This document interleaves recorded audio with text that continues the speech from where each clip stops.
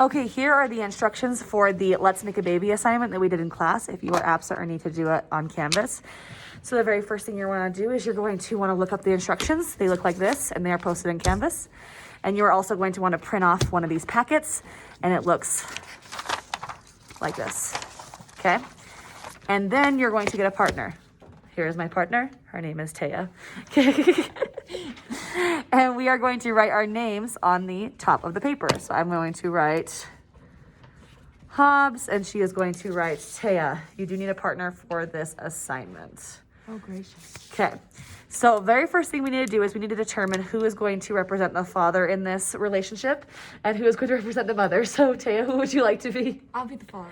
Okay, so we're each going to get a penny, and Taya is the father, I am the mother, and the father determines the sex of the baby. So if you read the directions, it says, okay, in all of the characteristics listed below, heads represent the dominant gene and tails represent the recessive gene. There are 3 possible genotypes. What that means is you have 3 possible options of what your baby's going to have, okay, when it comes to physical features, okay? So, notice that not all characteristics show complete dominance. Some are examples of incomplete dominance, and some characteristics are controlled by multiple genes, polygenic. I know this is kind of wordy, but basically that just means that for eye color, hair color, and skin color, we're gonna flip more than just once, okay? So the first thing you need is 2 coins and 3 textbooks. You don't necessarily need 3 textbooks. That is just for if you want to flip your coin and not worry about it flying everywhere. You kind of make like a well, okay? And so you're going to place your textbooks on the table so that they form a right triangle well. And you're going to determine which partner will toss for the female and which will toss for the male. We already determined that. Taya is the man, I'm the woman, okay? And the father is going to determine the gender. So what he's going to do now, I'm going to refer to Taya as a he. So have the partner, Taya, who is representing the male, flip a coin into the well to determine the sex of the baby. If the coin lands heads up, the baby is female. If the coin lands tails up, the baby is male. Try and flip it like over here so you can see it. Tails. Okay, so our baby is a male. So we're gonna write right here, male. Now we get to name our baby. What would you like to name our child? Carl. That's what I was thinking. Oh my gosh, we were meant to be. Yes. Okay, so should we spell it with a C or a K? A K. All right, our child's name is Carl. Okay, and the time and date of birth is going to be the time that you're doing this. So today, right now, that I'm recording this is March 2nd.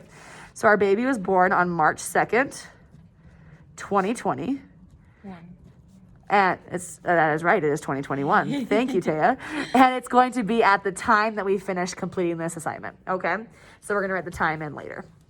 Now we're each gonna flip at the exact same time, and we are going to write heads or tails. Now, this is just genetics talk right here, so don't stress, but genotype just means it's the genetic makeup of a cell. The phenotype means it's the physical characteristic. We're not gonna get too deep into that. That's just what those stand for, okay? And so we're each going to flip at the same time, and we're gonna write down what we have, okay? It's supposed to be at the same time, but. I'm so good at this. It was heads. It was heads. Okay, so we both have heads and heads. That then means that our very first trait is the shape of the face, and since we rolled both heads, it says dominant, both heads, our baby's face shape is round. Okay, let's go again. Cleft in the chin. Heads and heads. We have a very dominant baby so far.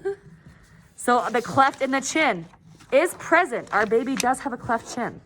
Okay, texture of hair is next.